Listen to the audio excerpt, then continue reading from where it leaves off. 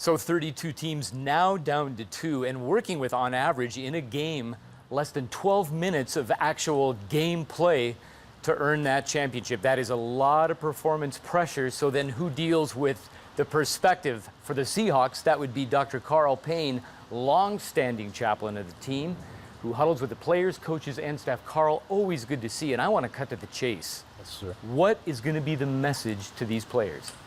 Tom, I think probably a lot like the message last year, and that was we didn't come to show up, we came to win, but we came to use a platform that God has given at least the believers to say, truly there is a God in heaven. And we don't plan to lose, but win or lose, if people walk away going, these men love Jesus, we win. A lot of young players in a very vulnerable position. What do you find that this rare opportunity provokes for them internally of issues that they have to confront? Probably forgetting the eternal perspective because of stuff just like we're doing. There are so many people wanting their time and wanting a piece of them, and that can be used in a very wonderful way, but sometimes it can be very distracting. So I suppose you would just say, staying away from the distractions and staying focused on the job. So Carl, does the chapel attendance, with the intensity, do the numbers rise? It varies, but most of the time the real fluctuation comes during summer camp when you've got 3 times as many people and someone's wanting to make the camp, and it's like, please God, I'll even go to church.